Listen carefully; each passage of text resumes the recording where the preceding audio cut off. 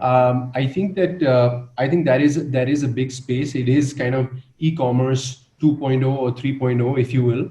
And you're seeing many different models. And by the way, Sachin from Bulbul is a great entrepreneur. He was at Make My Trip, then Truly Madly, and now at Bulbul. And his co-founder is Atit, who we backed when he created a one of the first e-pharmacy companies in India. So know those guys very well, and they've done a great job.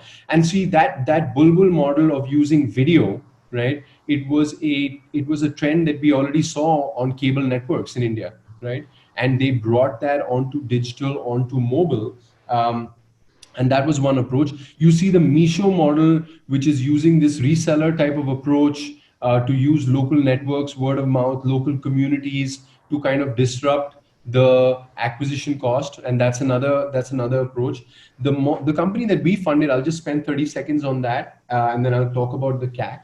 Is City Mall, right? So City Mall originally started selling a lot of products that you would see on Bulbul, on Misho, and they used WhatsApp and WhatsApp groups as a mode to sort of scale up and disrupt the CAC, because if you have 50 people in a group and let's say 10 people will buy, your acquisition cost was as good as one, because you acquired one person and they used WhatsApp to share, right?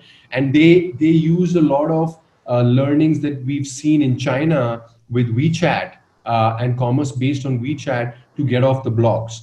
Where they are today, which is very interesting, and I'm very excited about the future of this company, is that they have pivoted to a community buying model, and they have pivoted to groceries. So while groceries, and this is pre-COVID, by the way, it's not like they've done this only in the last 60 days, but I would say in the last 4 or 5 months, they pivoted to groceries and community buying. So effectively, if you live in a community or a condominium, you have local leaders who are aggregating demand from their condo and basically putting that demand into the market, into the platform, getting a small commission on the sale.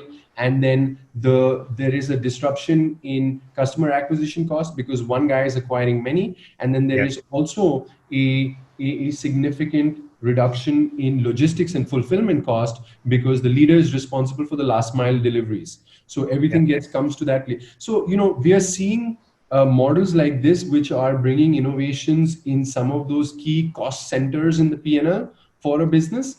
But to your first comment around customer acquisition cost, ultimately, when you talk about digital acquisitions, whether you're talking about Facebook, Google, these are all effectively marketplaces where demand and supply is determining pricing, right? So if you are a newcomer, right, and once the space gets crowded, the CAC goes up, right? But if you are in a newer space and you are first or early to market with your product or service, you are able to keep acquisition costs pretty low until competition brings up. And I'd like to give you one quick example. In 2000, I think it was 2013, in GSF batch 2, we had a company called DocSap, which some of you might have heard of. DocSap is the largest telemedicine platform in the country today. And not only today, it was pre-COVID as well.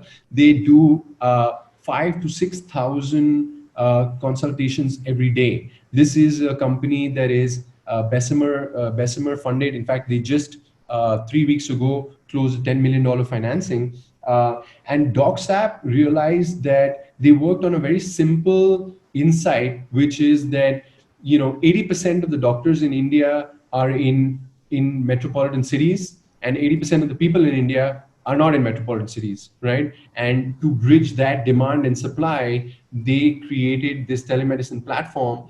100% of their customer acquisition was through digital. 100% of their users came from tier 2 to 4 towns, and they actually took a marketplace approach to bringing and empaneling doctors across specialties and across languages on their platform to solve that problem. And it's just really, really impressive how they've been able to do it. But it's just a reaffirmation of what I was saying, is that there weren't that many telemedicine platforms in the last 4 or 5 years that were acquiring customers in smaller towns on digital. And so they were able to do that and keep the unit economics in check.